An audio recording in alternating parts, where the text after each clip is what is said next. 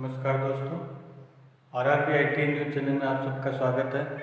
आज अपने employability skill की नेक्स्ट क्लास जो है वो शुरू करते हैं। अपने तीन चैप्टर जो है वो पूरे हो चुके हैं। फर्स्ट चैप्टर किया था कम्युनिकेशन स्किल, दूसरा चैप्टर किया था आईटी, तीसरा चैप्टर किया था प्रोडक्टिविटी और आज अपना चौथा चैप्टर है एंटरप्रेन्योरशिप स्किल। एंटरप्रेन्योरशिप स्किल का मतलब होता है उद्यमिता कौशल। ठीक है, इस चैप्टर के बारे में अपने इसके दो पार्ट्स आएंगे। आज फर्स्ट पार्ट करते हैं अपने। बहुत इजी चैप्टर है, बहुत सिंपल से क्वेश्चन इसके अंदर बनते हैं। बस आपको जो शब्दावली है इससे संबंधित उनका अर्थ पता होना चाहिए, तब आप इसके आंसर जो है वो आसानी से कर पाएंगे।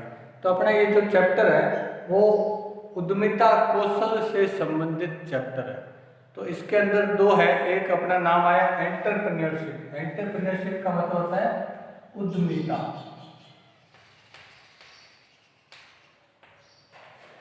एंटरप्रेन्योरशिप का मतलब क्या होता है? उद्यमिता।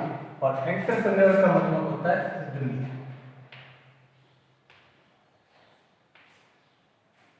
ठीक है, तो एंटरप्रेन्योर का मतलब क्या हो गया? उद्यमी।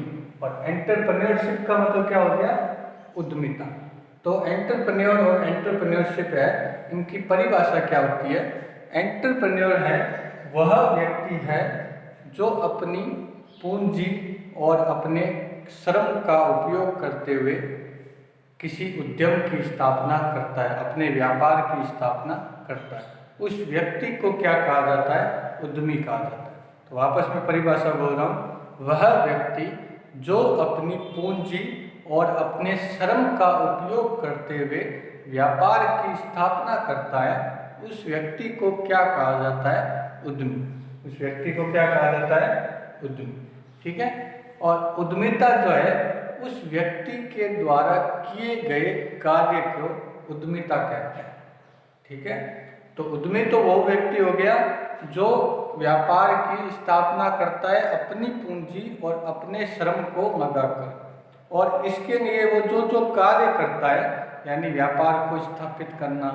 ठीक है, फर्स्ट स्टेप होता है कि मार्केट सर्वे करता है। वो सर्वे करने के बाद अपने व्यापार को चुनता है। व्यापार को चुनने के बाद वो पूंजी निवेश करता है उसके अंदर, या तो अपनी खुद की पूंजी है तो निवेश कर देता है, या फिर बैंक से या इधर उधर से लेकर उस पूंजी को निवेश करता है, और फिर जो है वो व्यापार जो है उसको स्थापित करता है। तो उस व्यक्ति को उद्यमी कहा जाता है। और जो ये कार्य मैंने अभी गिनाए आपको, इन सारे कार्य को क्या कहा जाता है? उद्यमिता कहा जाता है। तो इन दोनों वर्ड का आपको अर्थ पता चल गया होगा, उद्यमी और उद्यमिता। एक वर्ड और आता है स्वरोजगार, इससे मिलता जुलता वर्ड है स्वरोजगार। जो उद्यमी जो ये कार्य करता है वह स्वरोजगार के कार्य भी, आत्मनिर्भरता आपने कॉन्सेप्ट सुना है अभी एक दो दिन में, तो स्वरोजगार का अर्थ भी बिल्कुल आपके उद्यमिता और उद्यमी की तरह ही है। इनका ही एक ये पर्यायवाची शब्द की तरह है कि स्वरोजगार का मतलब है अपना रोजगार खुद चलाने वाला। जो व्यक्ति किसी के यहाँ पे रोजगार नहीं करता है, जो व्यक्ति अपना रोजगार खुद ही अपने आप को रोजगार देता है, उसे क्या कहा जाता है? स्वरोजगार। तो उद्यमी एक कॉन्सेप्ट है जो क्या करता है? स्वरोजगार पे कार्य करता है, यानी अपना रोजगार वह खुद बनाता है। तो ये तीन वर्ड जो है उद्यमी, उद्यमिता और स्वरोजगार, ये आपस में कनेक्टेड है। उद्यमी व्यक्ति है जो व्यापार को शुरू करता है, चलाता है, और उसके द्वारा जो कार्य किए जाते हैं उन्हें उद्यमिता कहा जाता है। और स्वरोजगार अपने आप को रोजगार से जोड़ना या अपने आप को ही रोजगार देना क्या कहलाता है? स्वरोजगार। तो ये तीन चीजें आपकी इसके अंदर आ गई। आगे बढ़ते हैं कि स्वरोजगार के एडवांटेज, यानी स्वरोजगार जहाँ पे भी बात करते हैं वहाँ पे उद्यमी की भी बात कर सकते हैं, अपने उद्यमिता की भी बात कर सकते हैं। तो इनके फायदे क्या है, लाभ क्या है? इनके लाभ क्या है, एडवांटेज क्या है, फायदे क्या है? तो यहाँ पे अपने पढ़ते हैं कि व्यक्ति स्वतंत्र होकर अपने कार्य को चला सकता है, सबसे बड़ा फायदा है। क्योंकि उद्यमी जो है वो किसी के अंडर नहीं होता है, तो वो अपना व्यापार जो है वो खुद ही शुरू करता है। तो खुद ही शुरू करता है तो उसमें वो अपनी इच्छा से उसको बढ़ाने का कार्य कर सकता है। तो जैसे आप देखते होंगे, अगर आप कहीं पे रोजगार करते हो तो आप अपनी मर्जी से अवकाश नहीं ले सकते, अपनी मर्जी से कोई काम आगे चलकर नहीं कर सकते। आपको क्या करना पड़ेगा, अपने ऊपर जो है उसको पूछ के ही आगे के कार्य करने पड़ेंगे। जबकि उद्यमी के अंदर ये एडवांटेज होता है, स्वरोजगार का ये एडवांटेज होता है कि वो जब चाहे अपने डिसीजन जो है वो खुद ले सकता है। तो सबसे पहला हो गया, वो डिसीजन अपने खुद ले सकता है, अपने हिसाब से कार्य जो है वो कर सकता है। सेकंड है, जब उद्यमी, अब उद्यमी जो है, जैसे आप कहीं पे कार्य करते हैं तो आपका हमेशा ये रहेगा कि मैं ऐसे कार्य करूँ, मेरे आपकी तो सैलरी फिक्स होती है, तो आप उतना ही कार्य करते हैं जितनी आपको सैलरी मिलती है। जबकि उद्यमी का ये एडवांटेज होता है कि वो लगातार कार्य कर सकता है, उसके अंदर वो पैशन आ जाता है, ऐसी संतुष्टि आ जाती है। जब उसका उद्यम सफल होने लगता है तो वो और दुगनी गति से जो है वो कार्य करने लगता है, क्योंकि उसके अंदर आत्मनिर्भरता या आत्मबल ऑटोमेटिक उत्पन्न हो जाता है और वो उस उद्यम को आगे बढ़ाने के लिए और अधिक कार्य करने लग जाता है। यानी वो आलसी है अगर कोई व्यक्ति और वो कोई उद्यम शुरू कर देता है तो उसका आलस है जो ऑटोमेटिक हट जाता है। क्यों? क्योंकि वो अपने हर समय उसके दिमाग में क्या रहता है, अपने व्यापार को कैसे आगे बढ़ाया जाए। तो उसके व्यवहार के अंदर और उसके कार्य करने के तरीकों के अंदर बहुत ही बड़ा डिफरेंस आ जाता है जब वो क्या करता है, स्वरोजगार करता है। तो उसका जो बिहेवियर स्किल है और ये सारे स्किल भी जो है वो ऑटोमेटिक इम्प्रूवमेंट होने लगते हैं। दूसरा एक नया एक और फायदा आपने ये देख सकते हैं कि उद्यमी जब किसी उद्यम को स्थापित करता है तो वो कई लोगों से मिलता है, कई व्यक्तियों के संपर्क में आता है। तो उद्यमी जब आप कार्य करते रहते हैं, या एक तो होता है आप कार्य नहीं कर रहे हैं, घर पे बैठे हैं, अपने एक जगह पर जाते हैं, काम करते हैं, वापस आ जाते हैं, यही कार्य आपका। एक काम हो गया कि आप अपना उद्यम चला रहे हैं, तो आप उसको बढ़ाने के लिए नए नए व्यक्तियों से संपर्क में आएंगे। तो जैसे जैसे नए व्यक्तियों के संपर्क में आते हैं अपने, वो व्यक्ति जो है उसके बिहेवियर के अंदर और निखार आने लग जाता है, वो और नई नई चीज़ें जो है वो सीखने लग जाता है। तो उद्यमी जो होता है, अगर कोई व्यक्ति उद्यमी बन जाता है तो क्या होता है, उसके व्यवहार में चेंज आता है। व्यवहार में चेंज आने से वो अन्य कई व्यक्तियों से मिलता है और उसको नई नई चीज़ें सीखने को प्राप्त होती है। तो ये कुछ कॉमन से फायदे थे जो स्वरोजगार के होते हैं। एक तो वो जितना लाभ कमाना चाहे वो लाभ कमा सकता है, ठीक है। एक वो कहीं पे उद्यम स्थापित कर रहा है तो उस उद्यम के अंदर जो वो अपने कर्मचारियों को मिलता है तो उसके रिलेशन भी बहुत अधिक बन जाते हैं, ठीक है। और वो आलसी अगर है तो उसका आलस अपने आप टूट जाता है, क्योंकि उसके दिमाग में हर समय उद्यम का लगा रहता है। तो ये सारे बेनिफिट स्वरोजगार के होते हैं। यदि कोई स्वरोजगार शुरू करता है तो उसके अंदर, उसकी पर्सनैलिटी के अंदर बहुत ही चेंजेस आने जो वो शुरू हो जाते हैं। तो अगले अपने करते हैं इसके लाभ अपने कर लिए, इसकी हानियाँ। देखो, हर चीज की सिर्फ फायदा ही होगा ऐसा जरूरी नहीं है, हानियां भी हर चीज के साथ जुड़ी रहती है। तो एक उद्यमी जब स्वरोजगार शुरू करता है तो उसकी हानियां क्या हो सकती है? सबसे बड़ी हानि हो सकती है यदि उसका उद्यम यानी व्यापार ही फेल हो जाए तो उसको चारों तरफ से हानियां जो है वो उत्पन्न हो जाती है। पूंजी की हानि हो सकती है उसको, ठीक है। सबसे बड़ी हानि यही है कि उसको अगर स्वरोजगार शुरू करते हैं तो हो सकता है, क्योंकि व्यापार जो है वो अनिश्चितता के ऊपर चलता है। कभी भी निश्चित नहीं है कि ये चीज़ जो है वो आपकी हमेशा चलती रहेगी। तो अनिश्चितता के कारण, अनिश्चितता जो बनी रहती है हमेशा, वो एक स्वरोजगार की सबसे बड़ी क्या है, हानि। यदि आप कहीं पे रोजगार करते हैं, अगर गवर्नमेंट जॉब में है, तब तो आपको अनिश्चितता बिल्कुल भी नहीं रहेगी। लेकिन उद्यमी को हमेशा क्या बनी रहती है, अनिश्चितता बनी रहती है। जैसे आप अभी देख रहे हैं कि कोरोना वायरस चल रहा है, तो उस वजह से उद्यमियों को कितना बड़ा नुकसान हो रहा है। जो उद्यमी फैक्ट्री लगाकर बैठा है, कोई सामान का प्रोडक्शन करता है, तो वहाँ पे उसको कितनी बड़ी हानि उठानी पड़ रही है। जबकि जब उसने ये उद्यम को स्थापित किया था तब उसके सामने ये हानि मौजूद थी, क्या उसको पता था कि ये हो जाएगा? तो ये क्या है, अनिश्चितता हमेशा बनी रहती है माहौल के अंदर, सरकार के अंदर, या आप वातावरण के अंदर, या उस क्षेत्र विशेष के अंदर जहाँ पे उसने उद्यम लगाया है, या जिस प्रोडक्ट को वो बनाना शुरू कर रहा है उसके ऊपर भी जो है कोई भी इस तरह का कोई भी माहौल बन सकता है कि उसके उद्यम को हानि पहुंचे। तो ये सबसे बड़ी हानि है उद्यम की कि अनिश्चितता जो है वो हमेशा बनी रहती है। ठीक है, अब में आते हैं अच्छे उद्यमी की विशेषता। अब जो अच्छा एंटरप्रेन्योर होता है उसके अंदर क्या क्या विशेषताएं होनी चाहिए। ये अपना जो सारा पार्ट है वो थ्योरिकल है, ये इस चैप्टर के अंदर अधिकतर पार्ट जो है वो थ्योरिकल है, यानी अगर आप इसको इनके वर्ड को समझ जाते हैं, इनके कार्य को समझ जाते हैं तो आप उनके लाभ हानि भी आसानी से बता सकते हैं। तो एक उद्यमी के अंदर क्या क्या विशेषताएं होनी चाहिए। एक आप उद्यमी बनना चाहते हैं और एक सफल उद्यमी बनना चाहते हैं तो आपके अंदर क्या क्या ऐसे गुण हैं या ऐसे विशेषताएं हैं जो होनी चाहिए। तो अपने नंबर 1 विशेषता की बात करते हैं। उद्यमी को हमेशा साहसी होना चाहिए।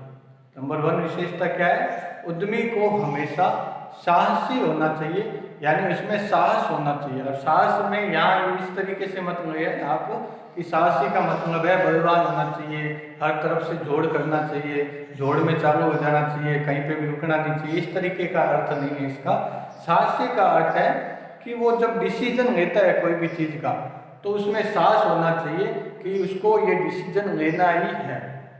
अगर निडर नहीं है वो व्यक्ति, डरपोक है, कोई उद्यमी जो डरपोक है, कोई भी निर्णय लेने से पहले ये सोचता है कि इससे मेरे पर ये प्रभाव पड़ जाएगा, इससे ये प्रभाव हो जाएगा, तो जब निडर होता, डर का माहौल होता है उद्यमी के अंदर, जब वो निडर नहीं होता है तो उसकी असफलता जो है वो हो सकती है। तो एक सबसे बड़ी विशेषता होता है कि उद्यमी को निडर होना चाहिए। उद्यमी के अंदर नेता के गुण होने चाहिए कि उसको हमेशा ऐसे नहीं सोचना चाहिए कि मैं ऐसा करूं तो ऐसा हो जाएगा, ऐसा करूं तो ऐसा हो जाएगा, इस तरीके से नहीं सोचना चाहिए। उसको हमेशा डिसीजन जो है वो साहस के साथ लेने चाहिए। दूसरा, उसके अंदर व्यवहारिक कौशल होना चाहिए। एक उद्यमी जो होता है वो कई व्यक्तियों से दिन में मिलता है, उसके साथ व्यवहार करने वाले कई व्यक्ति जो है वो होते हैं। तो इन व्यक्तियों के साथ जो है वो इन व्यक्तियों से सब मिलता है, कई व्यक्तियों से जब मिलता है तो उसका व्यवहार ऐसा होना चाहिए कि व्यक्ति उससे आकर मिले, उसके साथ व्यापार करना चाहे। चिड़चिड़ा स्वभाव का हो या इस तरह का स्वभाव का हो, जैसे किसी संस्था के अंदर कोई ऐसा बॉस बैठा हो जिसका स्वभाव अच्छा नहीं है। जो अगर स्वभाव अच्छा नहीं है तो वहाँ का उद्यम जो है, उसके कर्मचारी भी उसी तरीके से काम करेंगे, उसका उपभोक्ता भी जो है वो उसी तरीके से उस प्रोडक्ट को लेना बंद कर देगा।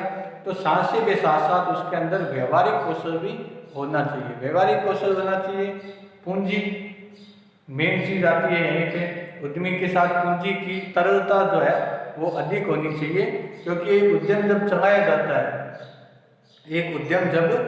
जाता है तो उसमें हमेशा पूंजी की आवश्यकता बनी रहती है। देने के खर्चे जो होते हैं उनके लिए भी पूंजी की आवश्यकता होती है, जो मंथली होते हैं उसके लिए भी पूंजी की आवश्यकता होती है।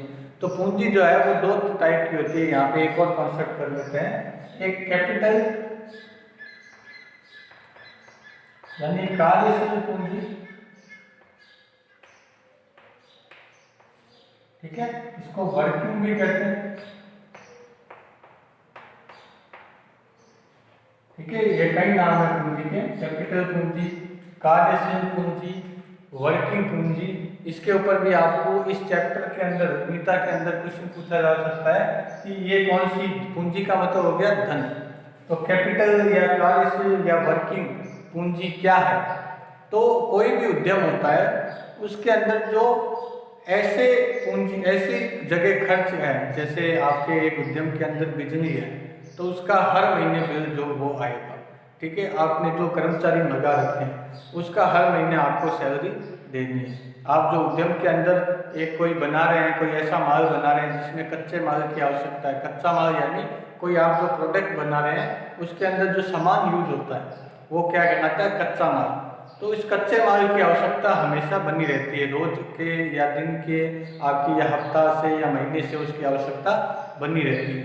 तो ये सारी क्या कहलाती है, कार्यशील पूंजी या वर्किंग पूंजी। ठीक है, कैपिटल नहीं कहते इसको, कार्यशील पूंजी या वर्किंग पूंजी। तो ये डेली के कार्य को करने के लिए जिस पूंजी की आवश्यकता होती है उसे वर्किंग, या जैसे आपको यदि पूछा जाए कि बिजली का बिल भरना एक उद्यमी के लिए कौन सी पूंजी का प्रकार है, तो वो कौन सी पूंजी का प्रकार है, कार्यशील पूंजी का है, क्योंकि वो एक बार में खत्म नहीं होने वाला है। अब दूसरी पूंजी होती है कैपिटल, मैंने इनको साथ में लिख दिया, एक तो हो गया आपके वर्किंग, दूसरा होता है आपके कैपिटल। ठीक है, वर्किंग को हिंदी में क्या कहते हैं, कार्यशील कहते हैं। तो कैपिटल पूंजी जो है वो एक बार लगाई जाने वाली पूंजी। तो जैसे कोई उद्यम की स्थापना करता है तो वो सबसे पहले क्या कार्य करता है, सबसे पहले बिल्डिंग या वो ढांचा तैयार करता है। ठीक है, उससे पहले वो सर्वे करता है या वो सारे कार्य भी हैं, लेकिन वो सबसे पहले ढांचा तैयार करता है, मशीनों की खरीद करता है। ठीक है, तो ये सब जो है वो एक बार का उसके खर्चा होता है। तो एक बार का जो पूंजी लगाई जाती है, ये बड़ी भी लगाई जाती है क्योंकि इसके लिए बड़ी पूंजी की आवश्यकता होती है, उस पूंजी को क्या किया जाता है, कैपिटल। और जो डेली यूज में पूंजी लगाई जाती है उन्हें क्या कहा जाता है, वर्किंग। ठीक है, तो कैपिटल का अर्थ है एक बार लगाई जाने वाली पूंजी। तो इसका आपको उदाहरण देना हो तो जैसे बिल्डिंग बनाना हो, मशीनें खरीदना हो, ठीक है, तो ये सारी आपकी क्या है, कैपिटल। और यदि आपको वर्किंग पूंजी का परिभाषा देनी हो तो दैनिक कार्य में जो उपयोग की जाती है, जैसे कर्मचारियों की सैलरी देना, वर्किंग कैपिटल में आता है। ठीक है, वर्किंग पूंजी के अंदर आता है। तो ये सब इस तरीके से आपको कॉन्सेप्ट जो है वो क्लियर होने चाहिए कि पूंजी भी दो टाइप की होती है। तो यहाँ पे हमने अभी बात कर रहे थे कि उसकी विशेषताएं क्या क्या होनी चाहिए। तो मेन तो आपको विशेषता बता दी मैंने, उसको साहसी होना चाहिए, उसको व्यवहारिक कौशल होना चाहिए, व्यवहार में चातुर्यता होनी चाहिए उसके। ठीक है, और उसके अलावा उसके अंदर क्या क्या आपके गुण होने चाहिए, उत्साह युक्त होना चाहिए, विश्वसनीय होना चाहिए, दृढ़ प्रतिज्ञ होना चाहिए। ठीक है, और नए नए उत्पादों की विधियों से परिचित होना चाहिए उसको, संकट या मुश्किल की घड़ी में घबराने वाला व्यक्ति नहीं होना चाहिए। तो ये सारे व्यवहार के अंदर आ जाते हैं आपके, कि कोई घबराने वाला नहीं होना चाहिए। तो घबराहट वाला कौन नहीं होगा, जो साहसी व्यक्ति होगा वो घबराहट वाला नहीं होगा। उत्साह युक्त होना चाहिए, विश्वसनीय होना चाहिए, दृढ़ प्रतिज्ञ होना चाहिए, अनुभवी होना चाहिए। ठीक है, तो ये सब चीज़ें जो है वो आप बता सकते हैं कि एक उद्यमी के अंदर वो सारी विशेषताएं होनी चाहिए जो एक उद्यम को सफलतापूर्वक चलाने में सहायक हो। एक अगला टॉपिक आता है, एक उद्यमी की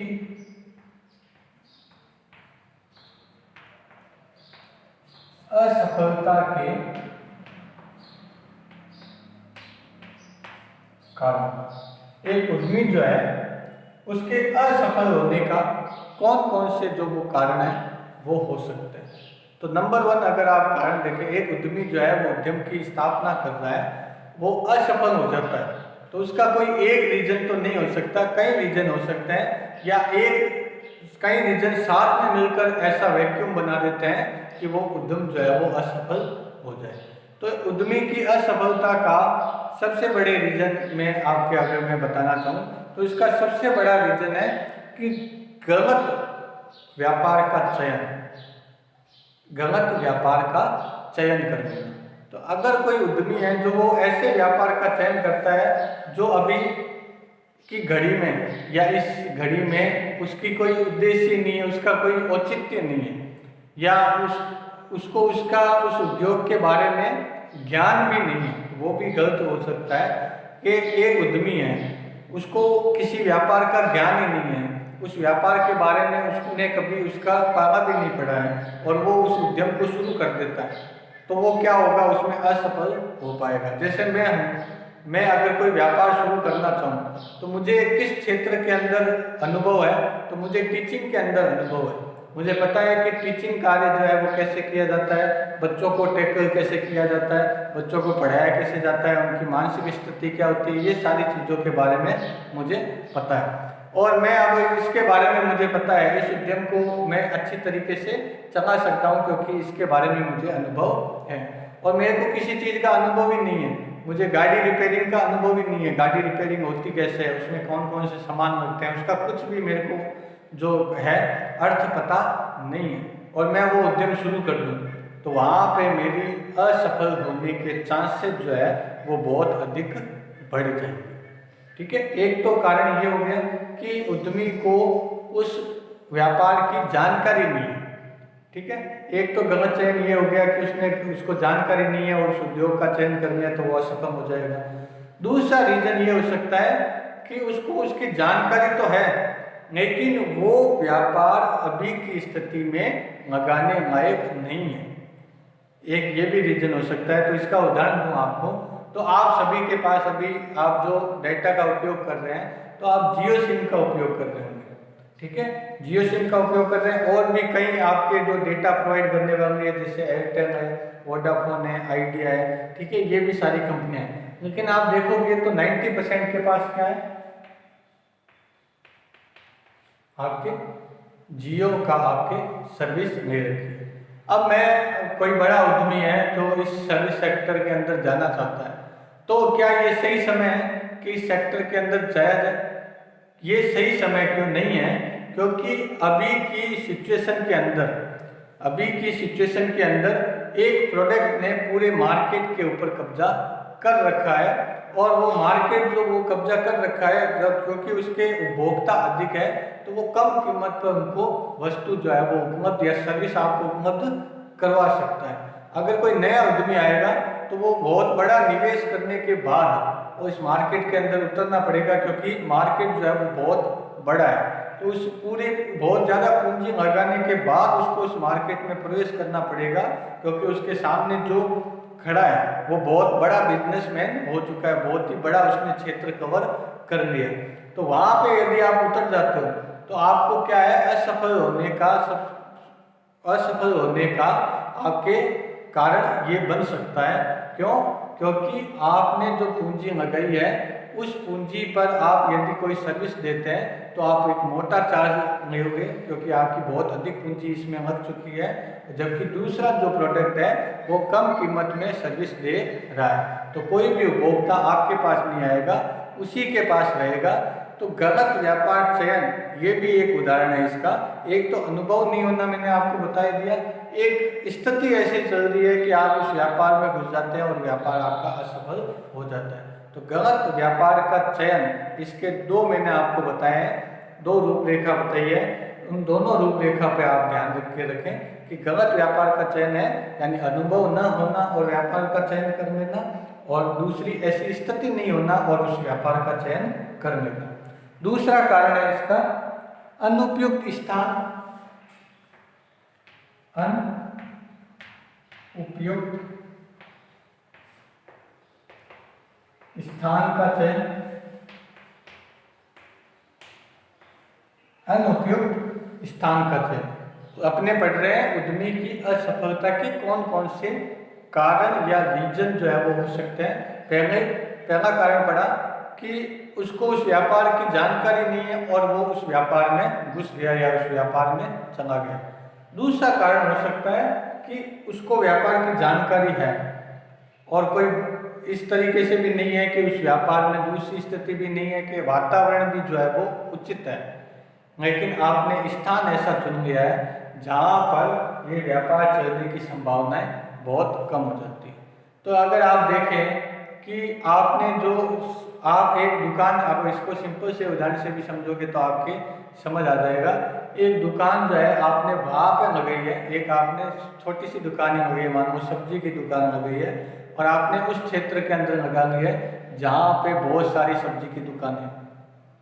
अब वहाँ पे आपका क्या होगा कि वहाँ पे आपके व्यापार का जो स्थान आपने चुना है वो उस सब्जी व्यापार तो अच्छा है, आपका अनुभव भी है, वो भी ठीक है, लेकिन आपने स्थान ऐसा चुन लिया है कि व्यापार आपका असफल हो जाए। या आप ऐसी जगह उस दुकान को लगा लेते हैं जहाँ आसपास कोई घर ही नहीं है, ठीक है, तो वो भी अनुपयुक्त स्थान है, वहाँ पे आपसे सब्जी लेने कौन आएगा। तो आप ऐसा कोई स्थान चुन लेते हैं या इसको अपने उद्योग में स्थापित करें कि ऐसी जगह पे आपने कोई व्यापार स्थापित कर लिया जहाँ से कच्चा माल जो है आसपास उपलब्ध ही नहीं है, कच्चा माल आसपास उपलब्ध नहीं है। तब आप क्या करोगे, आपको दूर से कच्चा माल लेके आना पड़ेगा। तो दूर से कच्चा माल लेके आओगे तो आपकी कॉस्ट बढ़ जाएगी, कॉस्ट बढ़ जाएगी तो आपके प्रोडक्ट की कॉस्ट बढ़ जाएगी, प्रोडक्ट की कॉस्ट बढ़ जाएगी तो आपकी क्या होगा, वो स्थान के कारण आपकी प्रोडक्ट जो है उसकी कॉस्ट अधिक आ रही है, कॉस्ट अधिक होगी तो मार्केट में कोई भी उसको लेना पसंद नहीं करेगा। तो अनुपयुक्त स्थान का चयन भी आपके व्यापार को असफल बना सकता है। तीसरा है, ये बाकी जो कारण है वो छोटे छोटे हैं, जो मेन दो कारण है मैंने आपको बता दिए। एक, व्यापार का अनुभव हुए बिना उस व्यापार में घुस जाना, दूसरा अनुपयुक्त स्थान को चुन लेना। बाकी जो छोटे छोटे हैं कारण, जैसे गलत कर्मचारियों का चयन कर लेना, आपको व्यापार की अच्छी जानकारी थी, ठीक है, आपने व्यापार को अच्छी तरीके से जानकार होने के बाद उस व्यापार को आपने चुना, ठीक है, स्थान भी बहुत उपयुक्त मिला, कच्चे माल की उपलब्धता है और उपभोक्ता तक पहुंच भी आपकी आसान है, सब कुछ आपने सही किया, लेकिन आपने कर्मचारी गलत चुन लिए। जो आप उस व्यापार में कर्मचारी जो आपने लगाए हैं वो ऐसे कर्मचारी हैं जो उस व्यापार को डुबाने में सक्षम है, तो क्या होगा, आपका सारे अच्छे काम करने के बाद भी वो कर्मचारी आपके व्यापार को डुबा देंगे, ठीक है। दूसरा, पुरानी तकनीक का उपयोग करना। पुरानी टेक्निक का उपयोग करते हैं अगर आप, यानी माल को जब आप बनाते हैं, अपने पिछले प्रोडक्टिविटी में इस बारे में चर्चा कर चुके हैं कि जब नई टेक्निक आती है तो नई टेक्निक के साथ क्या है, प्रोडक्शन बढ़ जाता है। प्रोडक्शन बढ़ने से हमेशा क्या होता है, उस प्रोडक्ट की कॉस्ट जो है वो कम आ जाती है। चीन ने हमेशा ऐसा ही किया है कि उसने बड़े स्केल पर हमेशा प्रोडक्शन किया है, और बड़े स्केल पर प्रोडक्शन करने से उसके सामान की कॉस्ट जो है वो कम आ जाती है। कॉस्ट कम आने से वो मार्केट में बिना किसी प्रचार के भी बिक जाता है, ठीक है।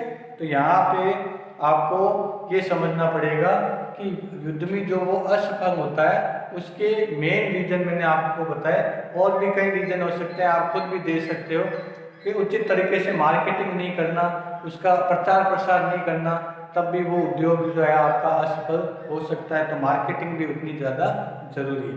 तो ये मैंने आपको बताया उद्यमी का अर्थ, उद्यमिता का अर्थ, स्वरोजगार किसको कहते हैं, एक उद्यमी में क्या क्या विशेषताएं होनी चाहिए, एक उद्यमी की क्या क्या लाभ हो सकते हैं, एक उद्यमी की क्या क्या हानियां हो सकती है, या एक उद्यमी जो असफल हो जाता है उसके क्या क्या कारण हो सकते हैं, इनके बारे में अपनी चर्चा की। अब एक छोटा सा टॉपिक और इसके अंदर कर लेते हैं, मार्केट सर्वे।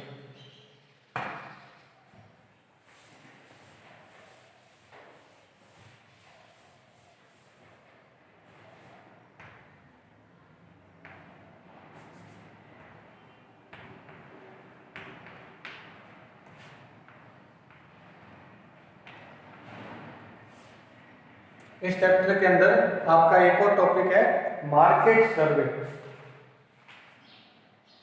यानी बाजार सर्वेक्षण।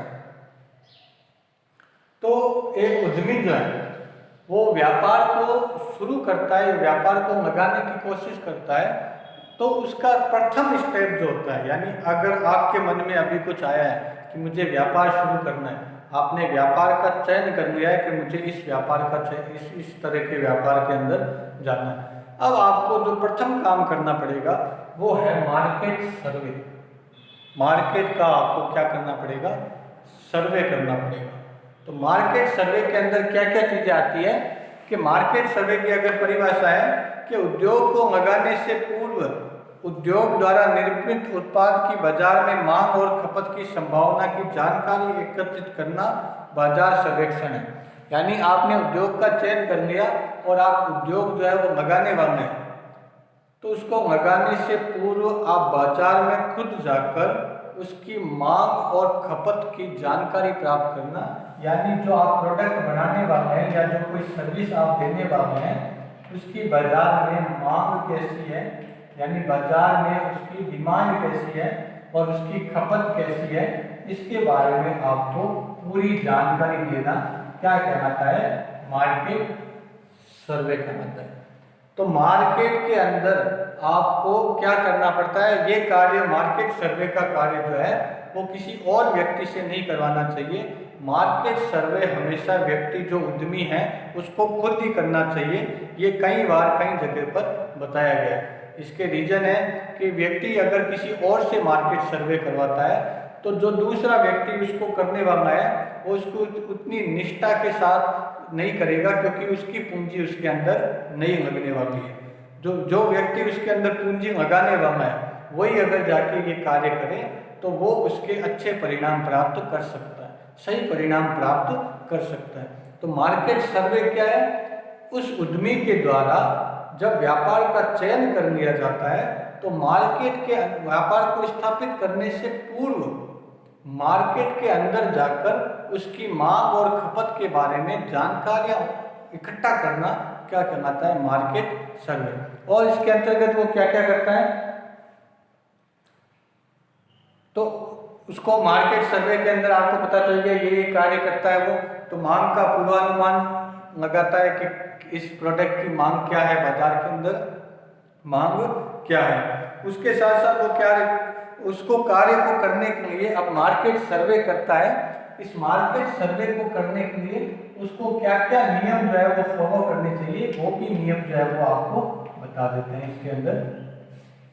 कि यदि आप मार्केट में सर्वे करने गए, आपको पता लगाना है कि आप जो प्रोडक्ट बनाने वाले हो उसकी बाजार में मांग और खपत कितनी है, तो ये पता लगाने के लिए आपको क्या क्या नियम जो है उसको रखना चाहिए अपने साथ।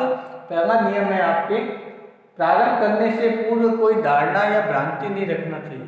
आप मार्केट के अंदर जा रहे हैं उससे पहले ही आपके दिमाग में कुछ है कि हाँ यार इसकी डिमांड तो यहाँ पे है, आपने ये सोच लिया, ये सोच लिया कि मेरा प्रोडक्ट जो है वो अच्छा है, मैं अच्छा बनाऊंगा, जो प्रोडक्ट बाजार में दूसरा मिल रहा है वो अच्छा नहीं है, उससे अच्छा बनाऊंगा, तब ऑटोमेटिक बच्चे जो ऑटोमेटिक उपभोक्ता जो है वो उसको खरीदेंगे।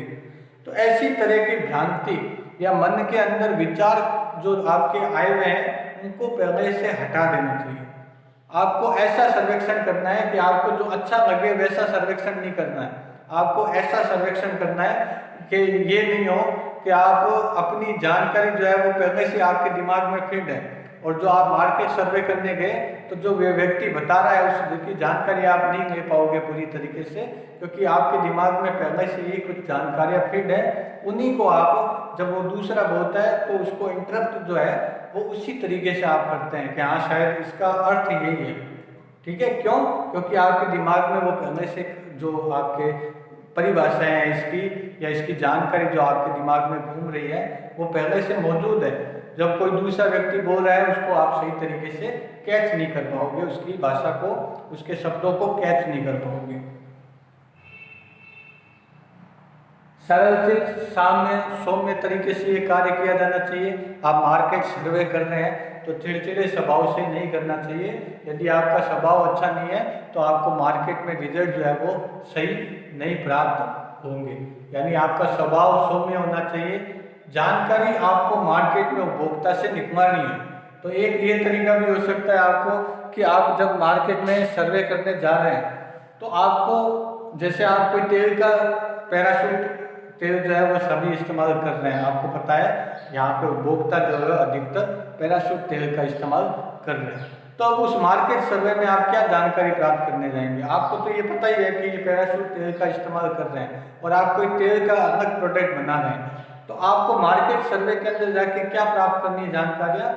उसके जो डिसएडवांटेज है, उस जो आपका जो प्रोडक्ट की आप जानकारी लेने जा रहे हैं उसके डिसएडवांटेज या उसके जो उपभोक्ता को वो चीज़ तो खरीद रहे हैं लेकिन उस चीज़ की क्या क्या चीज़ें उनको पसंद नहीं है, उस चीज़ के बारे के अंदर क्या क्या गुण है जो पसंद नहीं है। जैसे कोई कहे आप मार्केट के अंदर सर्वे करने जा रहे हो, आपको कहते हैं ये मैं पैराशूट तेल इस्तेमाल करता हूँ, तो आप पूछेंगे कि पैराशूट तेल, इस तेल के अंदर आपको क्या एक कमी लगी कि ये सही हो जाए तो ये प्रोडक्ट और अच्छा हो जाए। तो वो उसकी कोई भी रीजन बता सकता है। जैसे वो ये बता सकता है कि ये पैराशूट जो है वो आपके तेल की जो शीशी है वो कांच की बोतल में देते हैं, तो कांच की बोतल में देते हैं तो ये इसका डिसएडवांटेज हो गया कि कांच की बोतल में देने से वो जल्दी टूट जाती है और या उसको खराब होने की ज़्यादा संभावना रहती है। तो अब आपने एक जानकारी एक इकट्ठा की है कि वो जो मार्केट में तेल है उसकी ये सबसे बड़ा डिसएडवांटेज है कि वो कांच की बोतल में दिया जा रहा है। तो आप अपना प्रोडक्ट किस में बनाएंगे? ऐसे मटेरियल में उसको पैक करेंगे जिसकी टूटने की संभावनाएं कम। तो ये जानकारी जो है आप किससे प्राप्त कर सकते हैं? मार्केट सर्वे के द्वारा प्राप्त कर सकते हैं। या आपके जो उपभोक्ता आप जो है आपने सामान बेच दिया, ठीक है, उसके बाद भी आप मार्केट सर्वे, ये जो मार्केट सर्वे है ये एक तो उद्योग लगाने से पूर्व किया जाता है, एक उद्योग लगाने के बाद भी किया जाता है।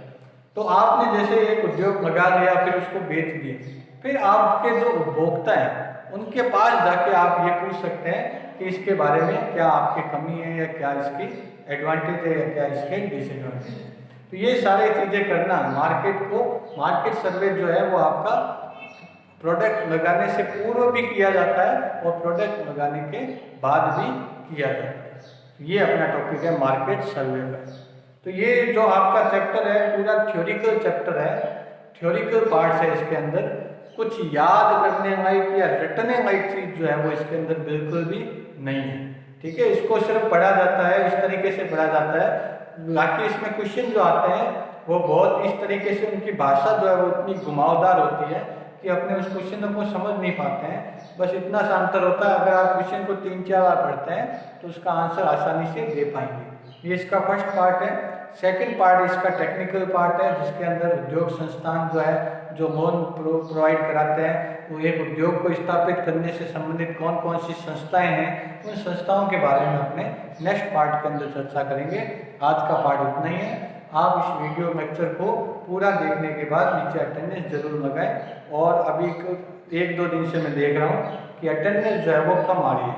अटेंडेंस आप अगर वीडियो पूरा देख रहे हैं तो आपको नीचे कमेंट जरूर करना चाहिए कि मैंने ये वीडियो जो है वो पूरा देख लिया, तो आपकी अटेंडेंस जरूर आनी चाहिए। आज का वीडियो अपने यही समाप्त करते हैं। नेक्स्ट वीडियो इसका सेकंड पार्ट अपने कल शुरू करेंगे। धन्यवाद।